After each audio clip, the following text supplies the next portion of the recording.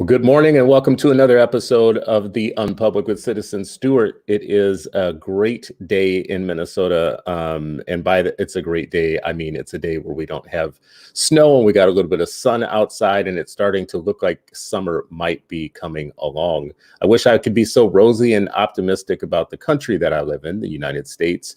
But we are under attack right now, those of us who believe that racial justice in education is one of the main kind of points that we should be fighting for in education.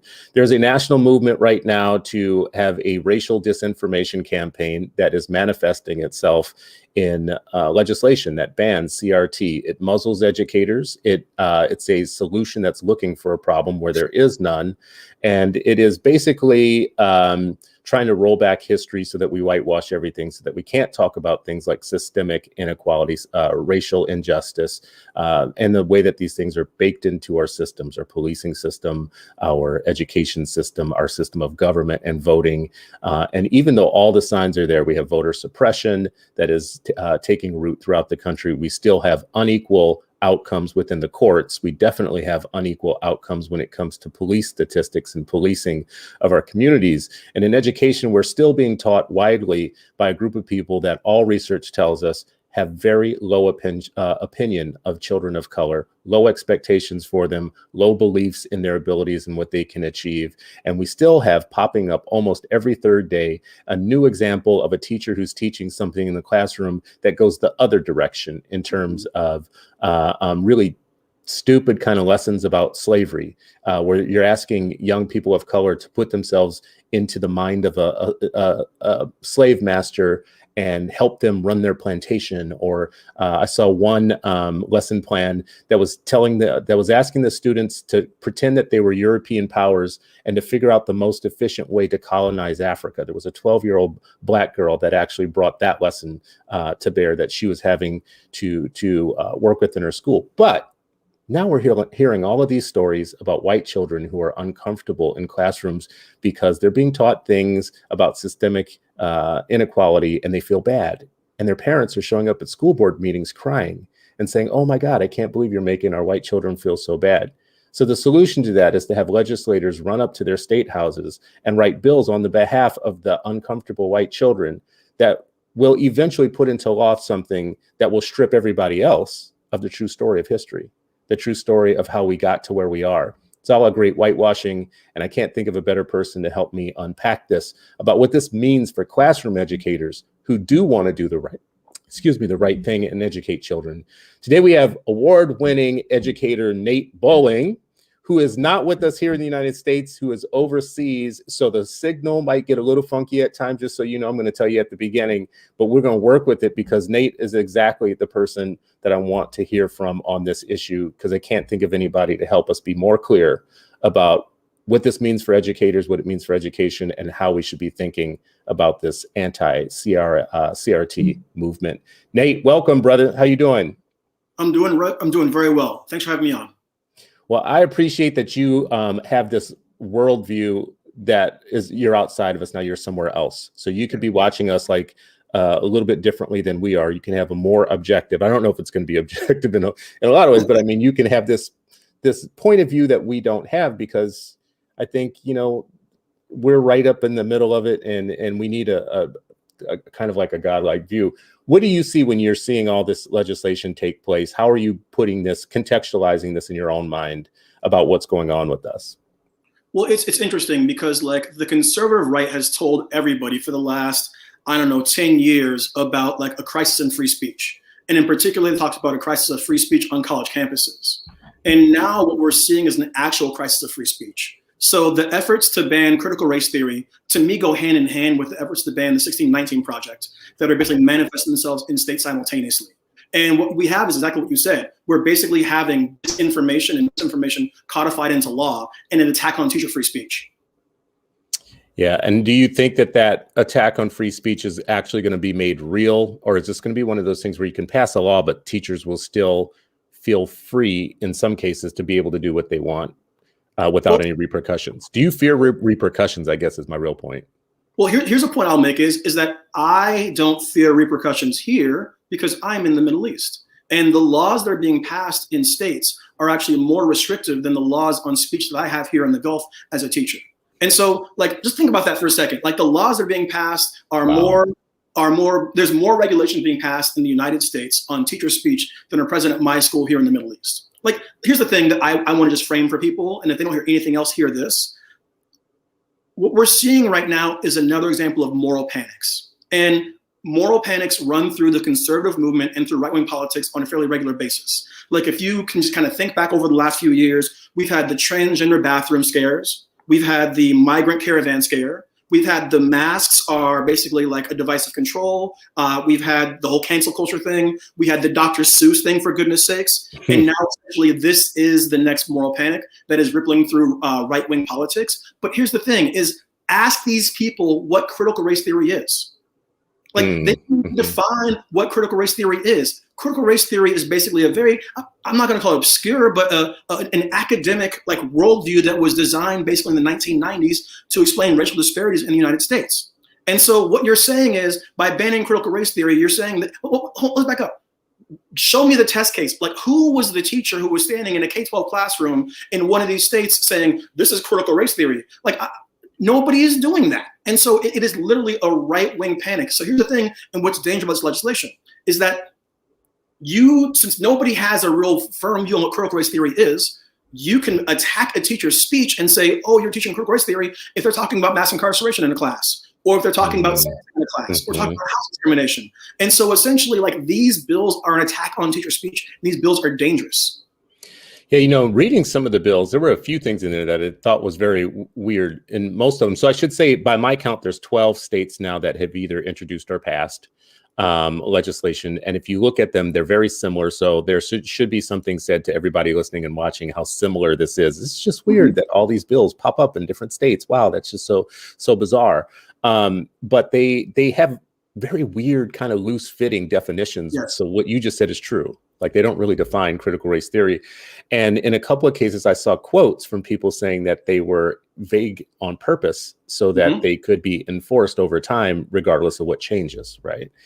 And what I'm worried about is there's a lot of stuff that's getting swept up into CRT that isn't CRT, just anti-racist education. Just even one of them made mention of ethnic studies, which is, like, so they're just sweeping everything into this one big bucket and now saying we're going to all this bucket. So with teachers, who want to still, I'm trying to, the thing I can't get to the bottom of when I do read the legislation and I think about it, I ask myself, is this really going to become a problem? If I'm a teacher and I'm defiant and I just want to go into my classroom on Monday and teach the real, am I going to be in trouble somewhere? And I can't get my thumb on that, but it feels like this might be in the camel's nose into the tent, to make it so that anybody anywhere can find themselves get caught up at some point. Well, but even, can we zoom out a bit really fast? So I'll go there, but like, I want to contextualize what is happening right now in this political moment. So we have this attack on critical race theory, which actually isn't happening in schools in the first place. It's made up. So we're really having an attack on conversations about the reality of American history. At the same time, we're having an attack on Nicole Hannah-Jones's 1619 Project. At the same time, we're having a movement in states to suppress the Black vote because Black folks voted unprecedented numbers. So essentially, we're having a simultaneous three-pronged movement to silence issues and racial conversations in the United States. Like, that's the reality of this. And so some folks call this unprecedented. This is not unprecedented. Like, teacher free speech has been litigated by the Supreme Court. In 1968, the Scopes monkey trial, in the heart of the civil rights movement. And so, like, there's already court precedents defending teacher speech. But we're still going to go through this process. But the problem is now this case will go before the Supreme Court, in theory, at some point down the road. But it's going through a 6-3 Supreme Court that has been packed with conservative jurists. And so, like, I don't know. Like, honestly, like, if you're a teacher practitioner, like, these laws could be passed and nothing could happen to you. Or these laws could be passed, and if you're in a right-to-work state and you're on the wrong side of administration and wrong side of the district and the right parent makes the right funk, then you're out of a job. Like, we really don't know. But this is the bottom line is this should be framed as an attack on the First Amendment and an attack on teacher speech. Can you say more about the Scopes monkey trial? Like, educate people on what that actually, what was that issue within that case? Sure. Yeah, so in 1968, in the state of Arkansas, my motherland, by the way, the mom is from Camden, Arkansas, there was a case where essentially a teacher was put on trial for teaching evolution. And so this case went before the Supreme Court, and the question was a denial of teaching evolution a violation of the teacher's First Amendment rights and also a violation of the Establishment Clause, because the Establishment Clause is part of the First Amendment that says there's no officially established church religion or national religion. And so like we've literally litigated teacher speech before the Supreme Court. And now we're having this conversation again because like, and again, it's worth pointing out, it happened in 1968 at the heart of the civil rights movement. So during the heart of the civil rights movement, and now during the heart of the Black Lives Matter movement, we're essentially having the exact same conversation about teacher speech, and the exact same people are trying to silence educators.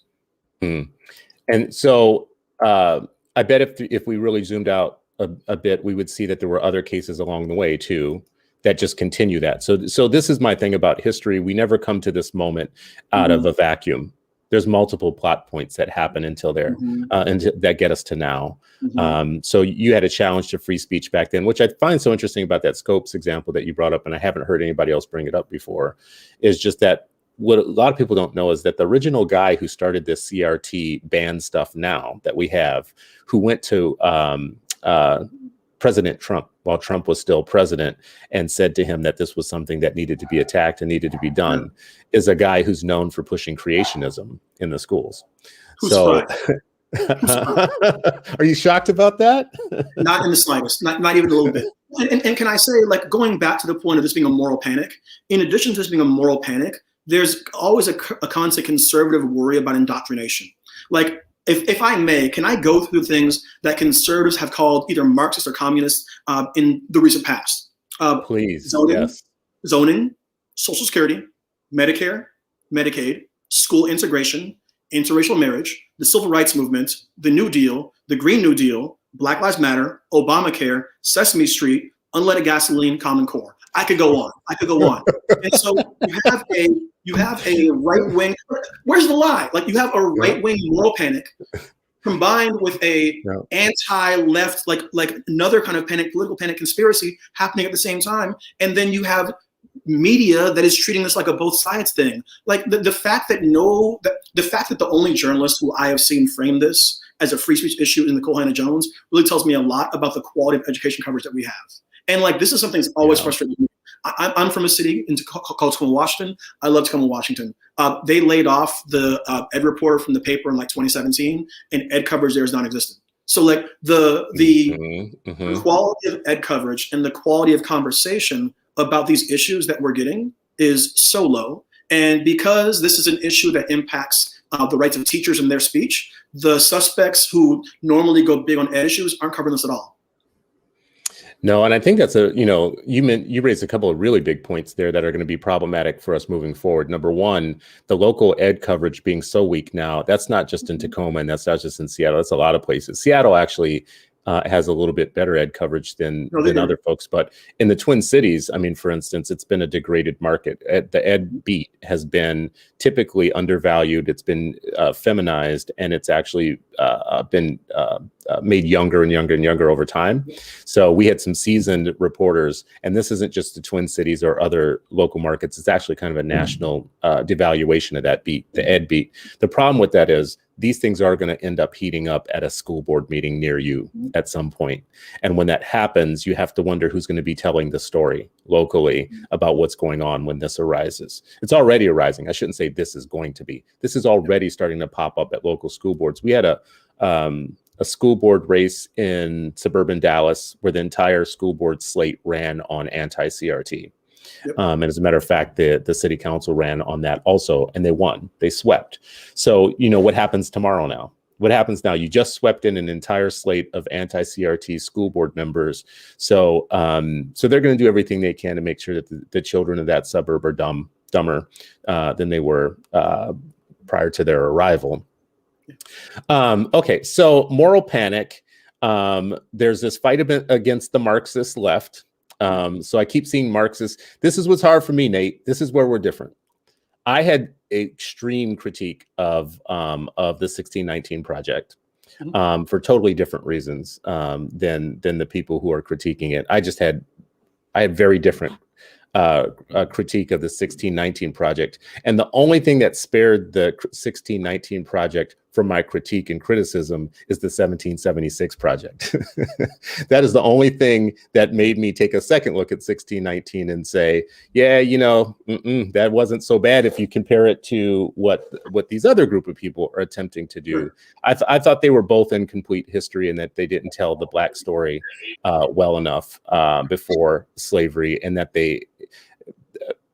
I felt like that information, while it had its place, there's Black scholarship that is already existing that I would prefer that if a multinational corporation like the NYT was going to put their billions of dollars behind some project or whatnot, that it wouldn't be exclusively trauma porn. It would also be the real story that I want white people to know about Black people.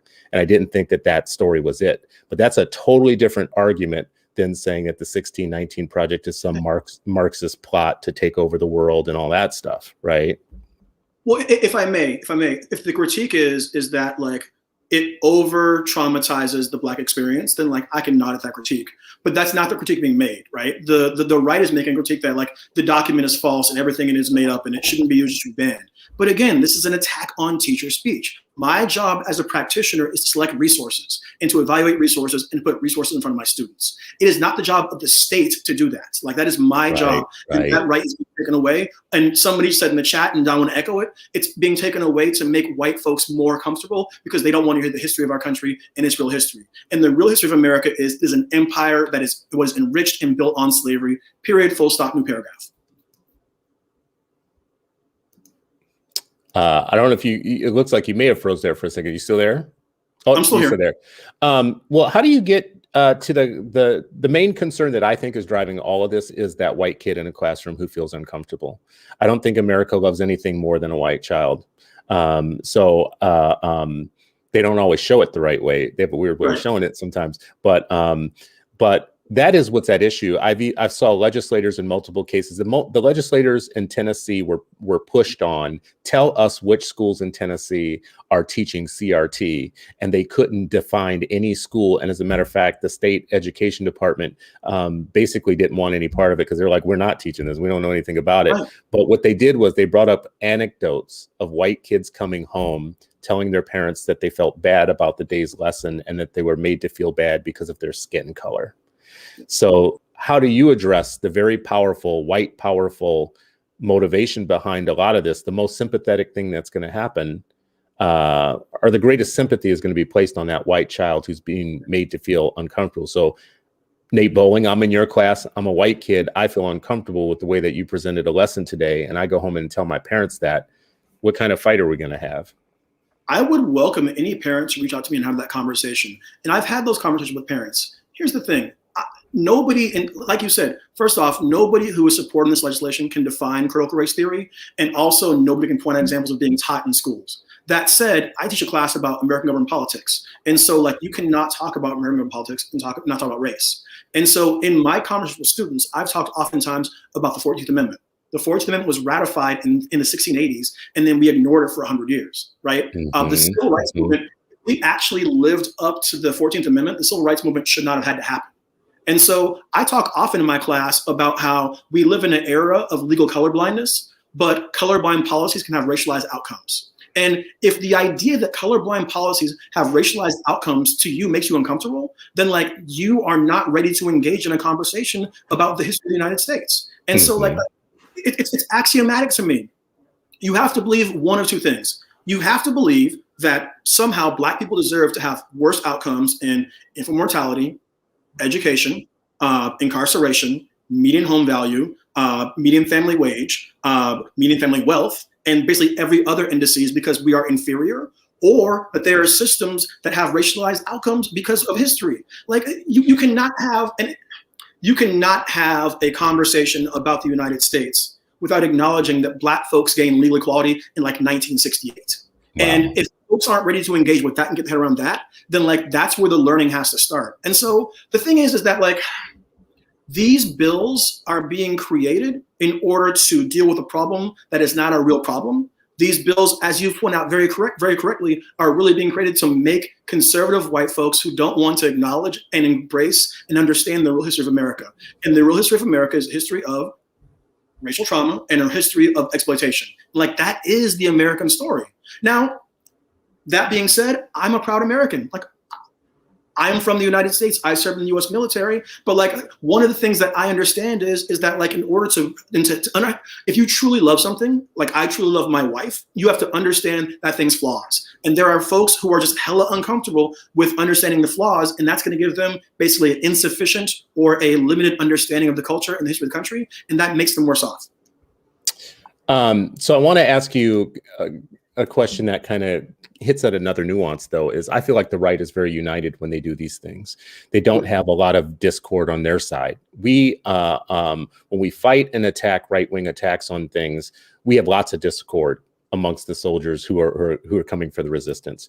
On the left, one of the things that I think that we have a problem with when it comes to CRT is you just hit on this word, colorblindness can have racialized outcomes, right? You hit on this phrase. CRT teaches you that colorblindness actually is not what we want. It actually creates laws and rules that have racialized outcomes that seem on their face like, well, the law is colorblind. The war on drugs, mortgage lending. I posted something last week, which was a Black woman who got two appraisals from two different appraisers on her house that both came in at about $110,000, $120,000. She took all of her Black pictures and Black books out and had a white friend stand in as the proposed seller of the house, and it went up $170,000, right? And the only thing that changed between the appraisals was she had a white friend stand in for her, and she took all her pictures out of her house.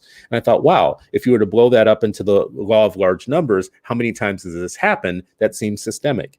It seems like there's something, I mean, appraisal of a house is objective, right? It's pretty colorblind until it's not, until you start looking at the outcomes. Why are the appraisals of Black houses always less, even when you swap them out?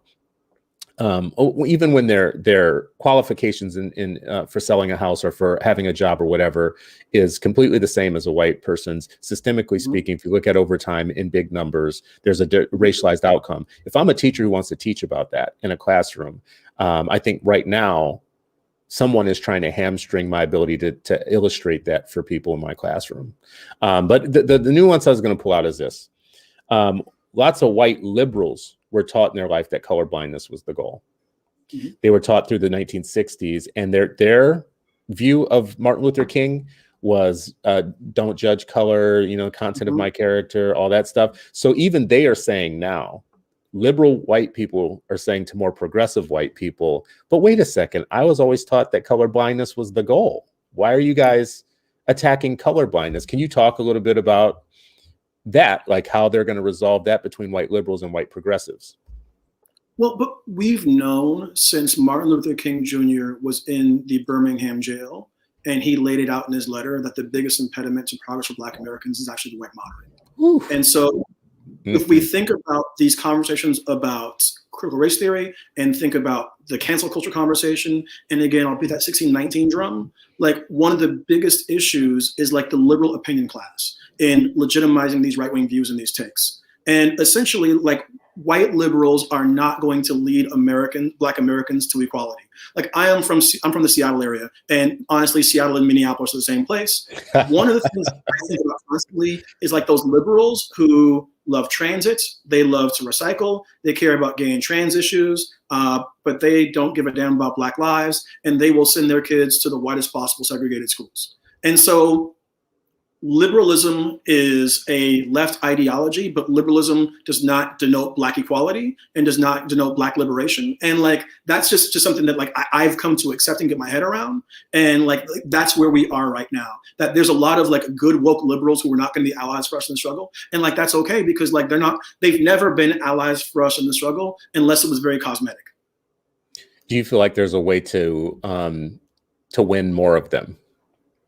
I think the argument that I'm making about this as a free speech issue is actually one of the ways to do it, right? And so you can make a civil liberties argument about teacher free speech. And so right now it's critical race theory, next they're going to come for. I think that argument is more persuasive to these liberals than talking about erasing the Black story.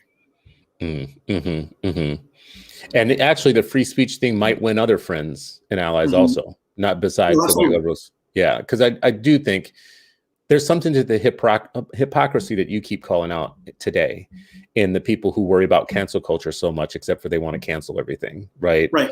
And your list was amazing. I think we should do this list again. Do you have that list still? I have the list, and you know what I forgot was Lil Nas X. Remember that whole thing 2 weeks ago, right? Yes, yes. Let's do this list again. I think Yeah, this list is absolutely. important. So And let's hear it. this is moral panics I scribbled down in the car ride on the way here.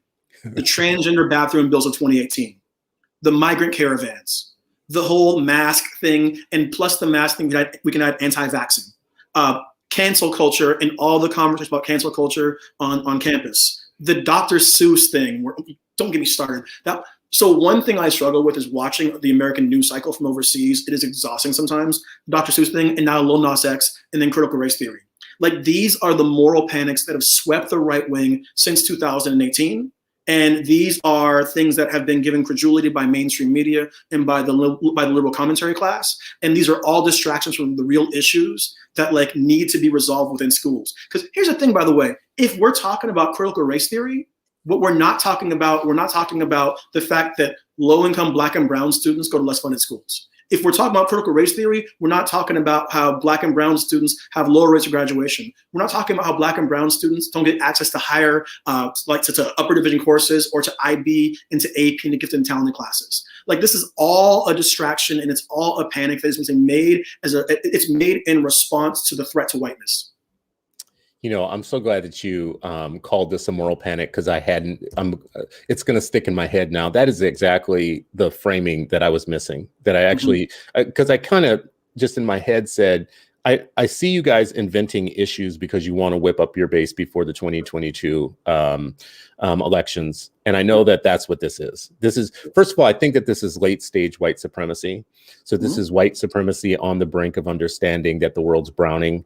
And it was cute 10 or 15 or 20 years ago when we used to say that America's browning, like, you know, the browning of America. And it used to sound so much like, oh my God, one day we're all going to be like brown and, you know, racially ambiguous. And we're all going to, like, you know, share like this great world, the beloved community. And we never paid attention to, like, South Africa. It doesn't take a majority to oppress a nation. Like, a minority can oppress a nation. And we have enough examples of that. So somehow we just were thinking, oh, the browning of America, not realizing that white people becoming a minority, first of all, they're going to be the worst minority ever in the history of minorities. Like, we all have experience as minorities, right? So like, we're black belt minorities. Like, we understand what it means. Like, sometimes you say shit, nobody gives a damn. Like, yeah, minorities sent me that. yeah, we black belt minorities. Like, we're the real minorities. We get it. Like, you know, we've been around a while. Sometimes you're gonna say stuff. You're gonna work twice as hard, get half as much. You know, blah blah. All that stuff that's in our Negro proverbs that we know, that we lived for a long time. But we have a new minority coming on the block, and they come into the room, and they're just like loud and aggressive. Oh my God, I can't believe y'all making me wear a mask. And you're like, bro, a mask for real? Like, a mask is your worst civil rights issue right now? Because we're going to have to sit you down and train you how to be a good minority, because apparently you haven't been here long. Like, welcome to the club.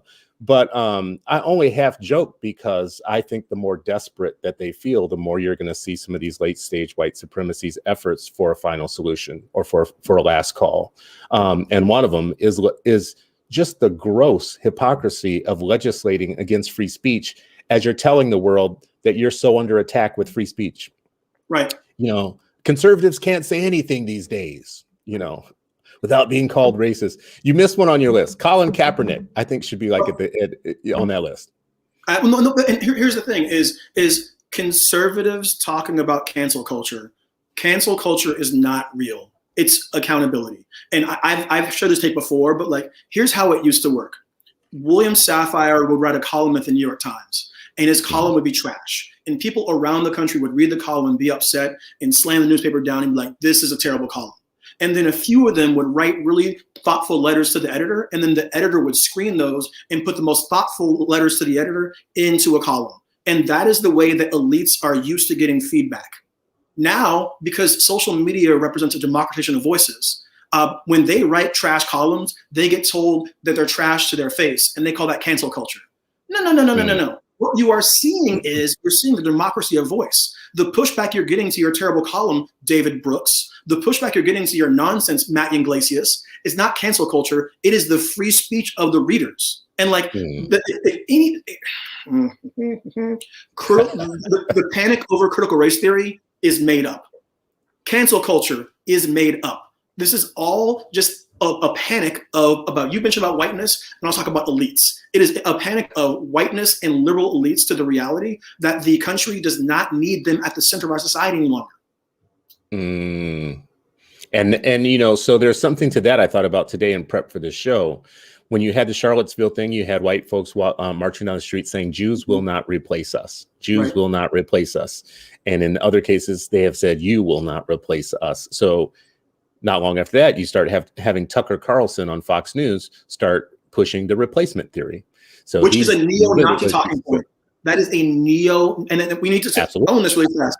We're seeing the mainstreaming of neo-Nazi rhetoric into conservative American discourse.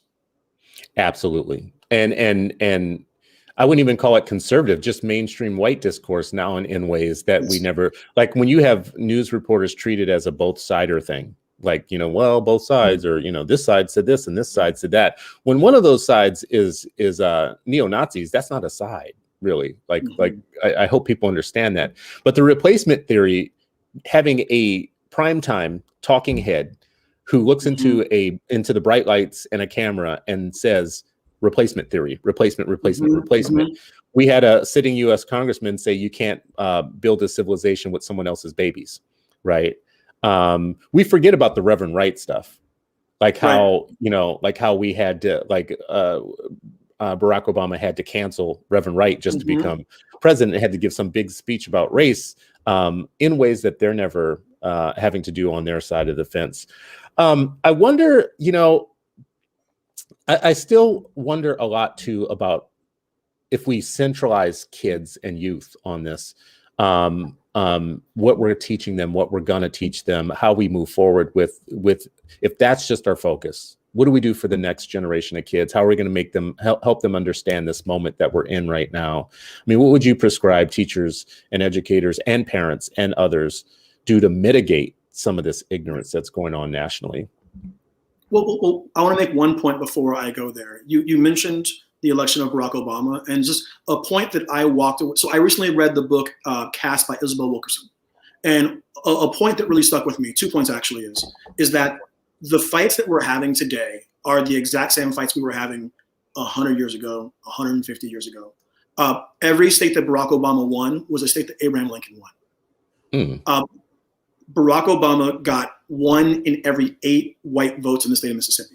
And so like when white politicians and members of the white intellectual class try to use the election of Barack Obama to talk about how that signals that we're post-racial, it's worth pointing out that like Barack Obama lost the majority of the white vote in both elections, and that no Republican has lost the white vote since the passing of the Civil Rights Act of 1964. Now, with that out of the way, I am an experienced educator in the 15th year of my teaching profession. And what I don't need is my instruction to be dictated by the state legislature. And what no professional needs is their instruction to be dictated by the state legislature. And that is, again, the argument that we should be making, that these decisions belong in classrooms, belong to teachers, and belong in schools, and should not be dictated. We do not want the state legislatures in Texas, Mississippi, Alabama, insert name of state, dictating classroom teachers like what they're going to teach as far as like the point of view on history. And that is what we need to do. We need to put decision-making power back in the hands of teachers. And you know what? There's gonna be some teachers out there who are teaching like an off version of the lost cause. But what I would not do is I would not pass legislation to ban teaching of the lost cause. What I would do is teach your ass on the table.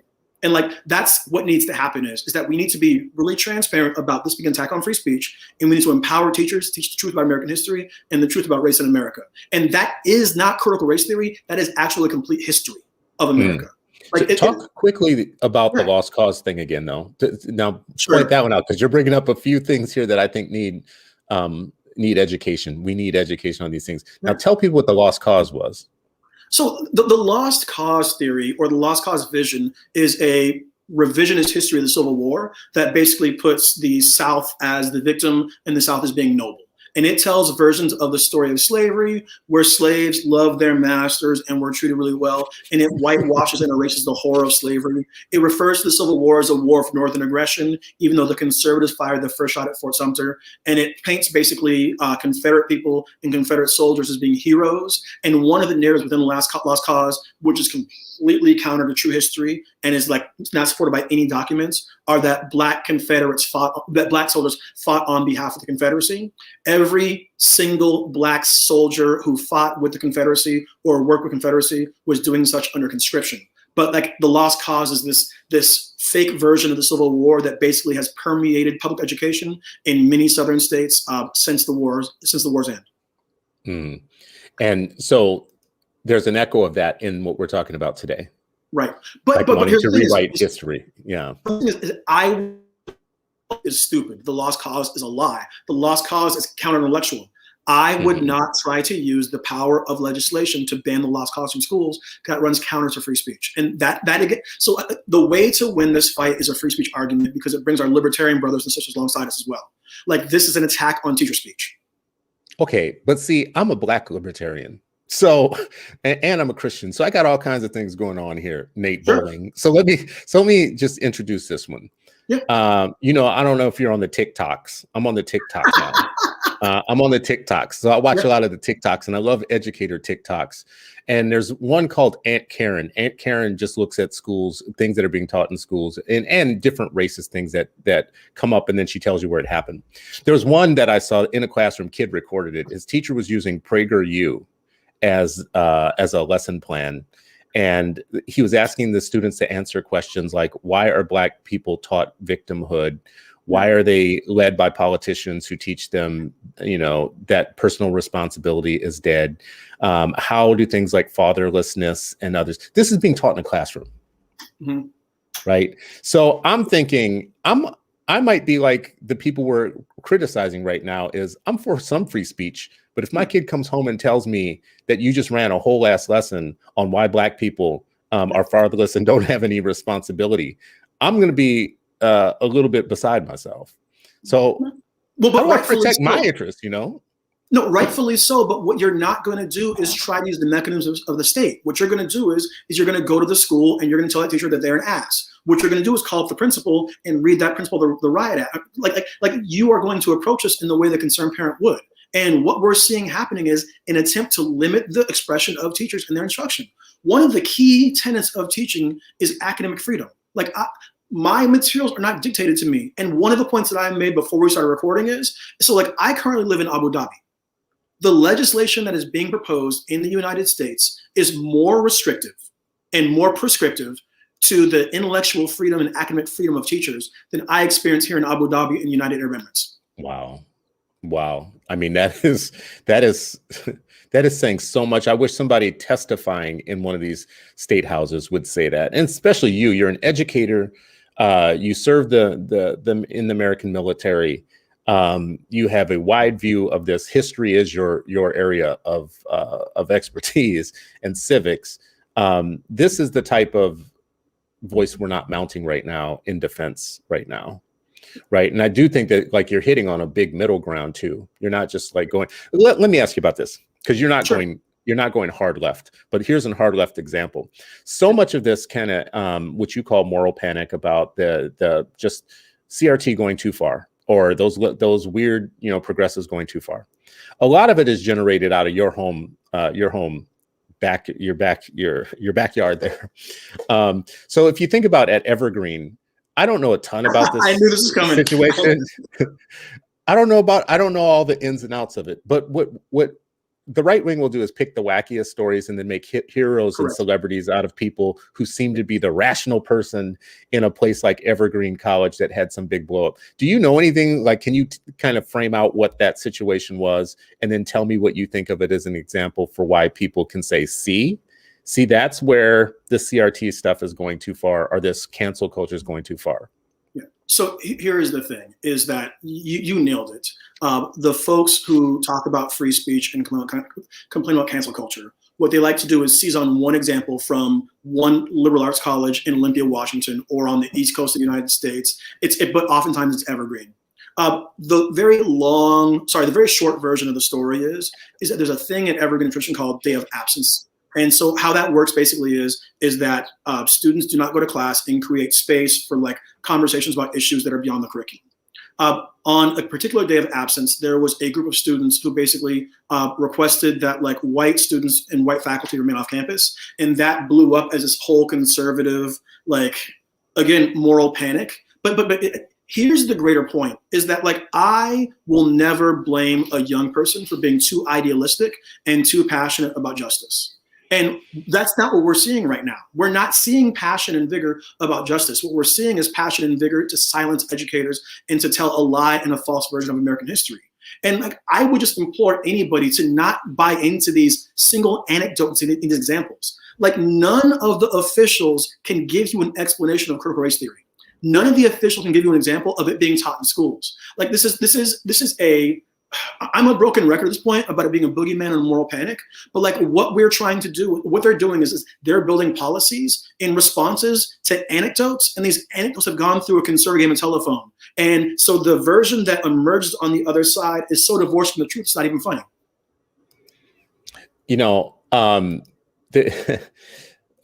with you on calling it a moral panic and calling it out for what it is. It does seem like these stories are very powerful. These stories of the left going too far on college campuses or, you know, just whatever. So it becomes, it becomes very easy to create cartoons out of that group of people. The angry, yelling, semi-privileged person with a phone screaming about sweatshops who's holding an iPhone, by the way. Right. This stuff becomes very caricature over a period of time, like self-parody. But it does create these folks like Brett Weinstein. I had to look it up to see who it was to remember who was the professor there, who doesn't just have an incident like that at Evergreen. He leaves there and becomes a national celebrity for the anti-woke crowd, like for the folks to say. But right there, if cancel culture is real, tell me somebody who's been canceled. Professor Brett Weinstein parlayed a job as a tenured faculty at a small liberal arts college that you only hear about when it's in the news, to being a prominent figure on the right wing who tours the country. Like, cancel culture is a path to right-wing fame. There's no such thing as cancel culture. What happens is that there's an incident that happens where like overzealous youth basically are like passionate about equity. Like, listen, I was on a college campus during the Iraq War. Like, students took over the dean's office to protest the war. Like, okay, fine. But what we didn't have was this right-wing grift where then that became now a GoFundMe that raises $250,000 to $500,000. And so what you have is these anecdotes lead to moral panics, and these moral panics lead to grifts. And then the people who have suffered end up with a bigger platform they started with in the first place. And we've seen this cycle happen enough times that like we shouldn't fall for this anymore. You are spitting so many facts. That makes it so clear. That right there is like the most perfect. It is a grift. Well, I mean, you just created a process too. Like you have to get to the part where you can make it a grift. So you have to go through something and then publicize it and then become the victim. And then all of a sudden you have a GoFundMe. So right now there's a GoFundMe for the cop who lambasted LeBron James for saying anything about police officers. Right. That his GoFundMe is at $500,000 now because he made. I don't know if y'all are on the TikToks, but he made a TikTok that said, making fun of LeBron James. He now has a $500,000 GoFundMe. The cop who shot Breonna Taylor is writing a book, has a book deal now, right? Of course he does. How do you get a book deal first of all, how do you become the victim when you have a dead black body? That's dead and black because of what you did, and then you get a book deal. You know the answer to that because we don't hold Black lives in regard, and we have like the details of the Breonna Taylor murder are so repugnant and so like just such a departure from like the principles this country allegedly stands for. This woman was inside her home, and the police came into their home. And America, who loves guns, a man defended himself, and his girlfriend ended up dead. And we go, oh well. And so, right. Of course, there's a book deal. Like, remember the story a couple months ago where like this librarian had an orientation that like she had learned and written into rap, And then folks were like, please don't do that. It's like problematic. She had a GoFundMe. Like so much of the right-wing media like sphere is just outrage culture. And you nailed it earlier on. It's really a panic about the fact that like we're having a browning of America, and like we're reaching basically a period in which like they are not going to be able to have full control over the society in the way they have for the last 200 years. And like that is what it is. It is nothing but fear. Is there a way that you think, so in the beginning of this conversation, you talked about CRT as, you know, we don't mean to say it's obscure, but it is a scholarly theory. And I think the thing that you can do with that, with an ignorant, I said ignorant, with an ignorant populace, what you can do with an ignorant populace is you can take a high sounding thing, highfalutin thing, and tell people it's whatever you want to tell them, because they're not going to spend the time sitting around reading Derek Bell and Kimberly Crenshaw and Delgado and others. So, is there a way for us to simplify our language, to restate the question or restate the framing of what this actually is, so that people don't get in the trap of arguing about what CRT is and isn't, because we don't have an American population. We still have an American population who, in a large percentage, and I keep mentioning this because I don't think it gets drilled home enough. I'm going to keep saying it. So if you guys are sick of hearing me say this, who watch this show, I don't care. You still have a sizable group of people who believe that Hillary Clinton is running a pedophile ring out of a pizza parlor. You still have a sizable part of the American public who believes that the last election was stolen from Emperor Baby Hands, right? Like, you still have people who think that it was okay to have a million moron march on January 6th. That's not an insignificant number of ignorant people in your country. So arguing about CRT in some ways to me feels like a lost cause. And I love your free speech angle. I love your angle about teacher freedom, making it more about like you can't muzzle teachers from teaching what they want. Are there other ways in which we can make this simple and plain? Like, get out of the talking about CRT and talking about something that is more understandable and relatable. One of the ways that I've engaged in these conversations over the last couple of years, and I shape my speeches, is that like I will not have a conversation about white privilege. I will talk about privilege writ large, because there is white privilege, and there is tall privilege, and there is male privilege, and there's Christian privilege. And so when I frame my language around the idea that like, yes, there is white privilege, but there are other privileges, and I have one of those, I have many of those as well, like that changes the stakes of the conversation. I'm always struck by when academic vernacular makes it into Black culture and then goes from Black culture to the media cycle. We saw this a while ago with intersectionality. And essentially, like, what conservatives do is they weaponize our language against us. And they take words like intersectionality, make it basically an insult. Like think about the world we live in, where calling somebody a social justice warrior is an insult. Think about a world we live in where we're saying somebody is virtue signaling is bad. Like, signal virtue, like signal the hell out of virtue. Like, we need more virtue in society, right?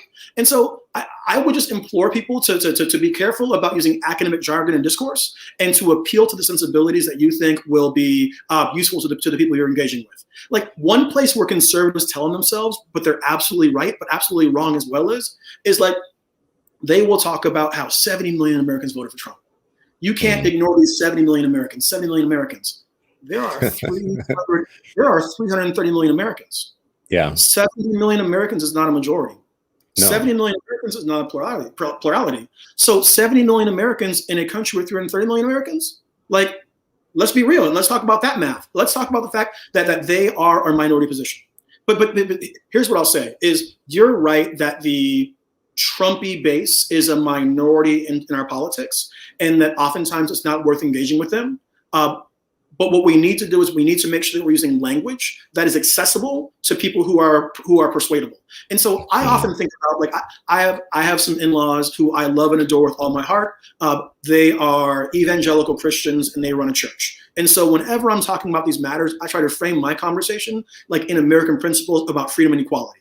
And so, like, I don't try to sign them up for a conversation about Black Lives Matter, but I say to them, if a police officer shoots an unarmed person, should they not face sanction? If a police officer shoots a person in the back, should they not face sanction? If police officers are given the power over life and death, should we not have high standards for them to hold them accountable when they violate that trust? I'm not asking them to sign into a program. I'm asking them to stand with me on a moral issue and make a moral choice. And 99% of the time when I do that, they agree. This is a really good point. Because of the family that I married into, I feel very similar to what you just said. You have to find common ground. And, I live in a semi-rural area of the United States. I married into a family that's much different than my own, culturally speaking, racially speaking, just geographically. So these conversations take on a different, and we are literally married in and have kids in this family or whatnot. So it presents a different kind of, I think, American opportunity to say, how do we talk across lines of difference? So I love what you just said. I don't believe in tall privilege, because tall privilege, you could be tall and black and still get your ass whooped when you get stopped by a cop. Like, you could have all them other privileges if you want. But I do believe I have black privilege in ways that that are weird to talk about sometimes, but we're living in the middle of a pandemic right now. My kids are fed, I'm looking at people that are really struggling in life. And I oftentimes think that even as black middle class people, we have to admit that we have some privileges, and we don't always use our power the right way to help those who are less fortunate than us. So this does get more complex than it just being left and right and white and black. Yep. But you can fool a population with a very simple argument. CRT is telling people to be Marxist, to hate America, to hate white kids. Those are very simple talking points. And I just don't feel like we have the simplest of talking points to combat that, because that's very powerful. Someone telling you that these people are teaching you that America is bad, that your country is bad, when we know that Americans love them some patriotism.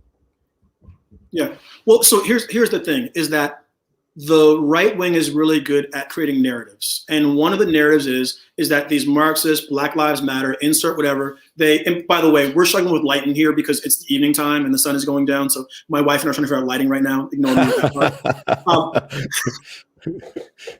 But the right wing is really good at creating narratives about, like, these people hate America, they're trying to take over America, trying to destroy America. I'm going to argue to you that Black Americans are the most indispensable Americans. And Black Americans actually understand America better than anybody else, because the history of Black America and the history of civil rights and the history of everything we're talking about is trying to get America to live up to its actual documents and promises that it made. Like, America is constantly, or the Black Americans are a reminder to America of its founding documents and its principles, that all men are created equal, endowed by their creator with certain inalienable rights, among them are life, liberty, and happiness. Like that is the constant reminder that we have. Basically, we present to white America, and like that is one of the places we should start our conversations with white America about like what we need and like what we demand, and why there are protests, and why there are conversations, and why everything is happening right now in politics. Do you have a sense, though? I agree with you. Let me just stop and say, I agree with you that Black people are the moral conscience of the United States, and have been for a very long time, because we have been the most struggling for our freedom. So if America is supposed to be freedom loving, there's been no people more energized about attempting to achieve freedom than Black people, because we've always had it denied to us or whatnot. So thank you. You're welcome, America, for many of the things that you benefit from the civil rights movement and emancipation, and others that actually benefited you as much as it benefited us and everybody else. You're welcome. But do you feel like maybe we're coming to a time where the material threat to white folks, the material threats to them and their economic standing and their place in the world and their power, is so pronounced to them as a threat because of late stage white supremacy, that now it's just fatigue with hearing any of that racial justice stuff? Like they have a cataract in their ears now, because it's no more like, I'm sick of hearing y'all's story. I'm sick of hearing about y'all and how downtrodden you are, especially as you got Jay-Z running around here, and you got Lil Nas X creating like devil shoes and blah, blah, blah, whatnot. You got Oprah Winfrey buying islands and shit, and Dave Chappelle's about to go buy half of Africa, whatnot, but y'all so downtrodden. Like, I have a sense that there's white fatigue with anything that is interrogating of themselves. I think that fatigue is strongest among folks who wouldn't have been with us in the first place. And one of the things that I think about a lot is, I think about when I was young and growing up in the 80s. And when I was a child in the 80s, the civil rights movement was 20 years in the past. Mm-hmm. And in that time when I was a kid, I used to always think about, what would it be like to be alive in the civil rights movement? What would it have been like to see all these protests, to see all this change happen, to see all these speeches, to see all these moments? And what I realized in the last few years is that, and somebody said it in the chat a moment ago or a while back, that like the civil rights movement never ended, and that we're still in the civil rights movement. And at no points during the civil rights movement were the majority of white Americans on the side of Black equality and Black liberation. And at no point in 2021 are the majority of white Americans going to be on the side of Black equality and Black liberation. Like, honestly, like there is money to be made and elections to be won in being the party in opposition to Black liberation and Black rights. Like, whichever party frames itself as that wins the majority of the white vote. And like, we should know that and understand that. Like, Chris, here's the thing is like I'm a pessimist about the near future of the United States. And I'm a pessimist about the next few years. And I think that what we saw happen in Charlottesville in 2017, it changed the way that I see a lot of things in America. And I think also that it was an appetizer, an inkling of things to come. I think the next few years are going to be dark. But I'm also, based on the students that I've taught, I'm incredibly hopeful about like the long-term future of the next generation. But like the road there is going to be messy. On that point, do you feel is any of that pessimism? I don't know if I would call it that, but if is your realistic analysis, is any of that changed by the fact that Trump lost? No. Because there's people who will point out to you who will say, yeah, but if that were all true, if we were going that direction, Trump would have won again. Listen, if COVID didn't happen and if Donald Trump had not have been on TV talking about get sunlight under your skin and bleach in your veins, he would have been reelected. Like honestly, he lost because of COVID. He did not lose because of Charlottesville. He did not lose because of any of the corruption. And in fact, he got a higher percentage of the white vote in 2020 than he did in 2016. Like, no, the fact that Donald Trump lost does not give me, it gives me. So here's the thing. My wife and I left in 2019. And then a lot of folks on social media were like, oh, Trump lost, you're coming back, right? I'm still here in the Gulf and I'm still overseas for a spell. Essentially, we joked election day that like what happened when Donald Trump won was like a return to regular American racism.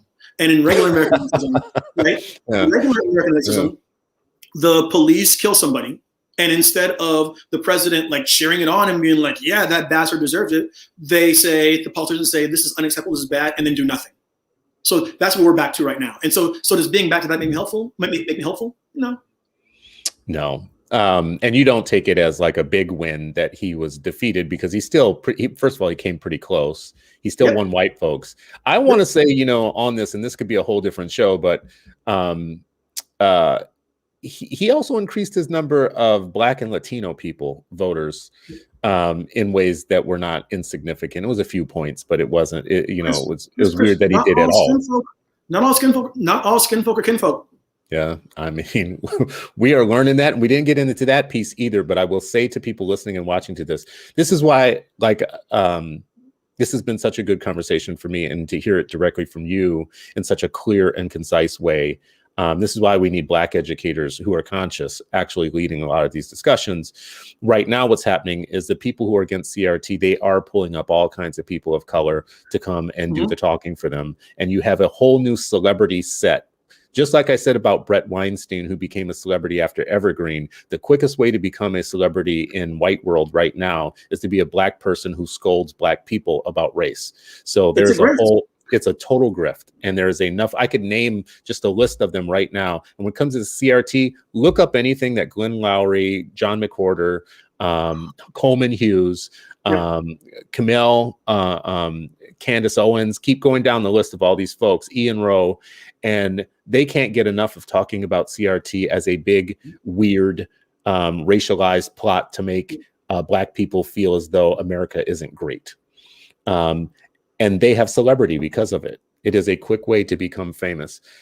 So I'm just saying to my listeners and to my watchers, if next week, all of a sudden I'm wearing diamond rings and I'm driving a big ass nice car, and you hear me saying how bad CRT is, you'll know how I got there, because that might happen any day now. I'm tired of There's always a living to be made being the Black person who tells you that Black folks are making up racism. There's always that living to be made. It's all throughout American history. There's been that Black person who made their job to tell white racists that Black folks are making it up, and that person's always gonna be with us.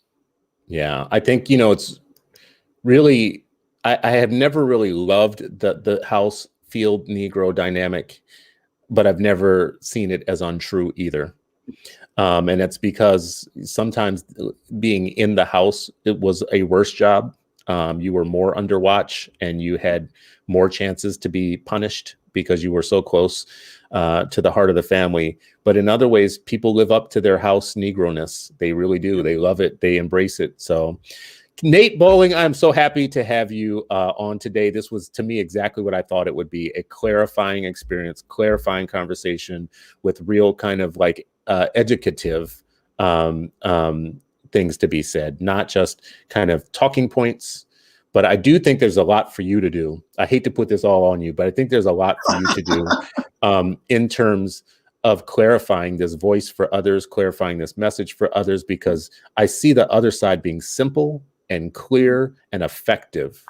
And I see our side getting lost in like scholarly details and weird internecine battles about what's what, and some even defecting to that other camp. Some saying, well, listen, I agree with you guys on everything except for, maybe some of it is going too far, So we need voices like yours. Where can people find you? Is there anything you want to point us to? One thing, I'm a teacher, and so like I specialize in making it plain, right? And so whatever you hear from me, whenever you hear me on a platform, like you're going to hear me making it plain. And when we talk about these issues, we have to make it plain, not make it academic, and meet people where they are and have the conversations. So you asked about where people can follow me and stuff. First off, thanks to my wife. This is hilarious in here right now. Chris, I got to tell you, it is what time? It's 7 p.m. over here right now. The sun is going down. My wife is trying to arrange these lights, and I appreciate you so much. Anyway, if you want to hear my ramblings on Twitter, you can follow me at Nate_Bowling. And then also I have a podcast. It's an interview show called the Nerd Farmer Podcast. And it's bi-weekly interviews about topics I'm passionate about. Excellent. I appreciate this so much. Maybe you can get a message to Hope. I hear you have an in with her. Maybe you can get a message to her that I would love to have a show on Disrupted Text if she would come. So put a good word in for me. I will do so. I will do so. All right. I appreciate you, Nate Bowling. Everybody listening and watching, Nate Bowling is an award-winning educator who is now teaching overseas, but has been a 15-year educator here in the United States, and actually focuses exclusively or mostly on American history, civics, and teaching advanced lessons to kids who oftentimes would be denied that opportunity, which to me is a big passion. So thank you all for listening and watching. Any day that we can talk about education, the education of our kids, and get clarified is a good day. So thank you all for watching.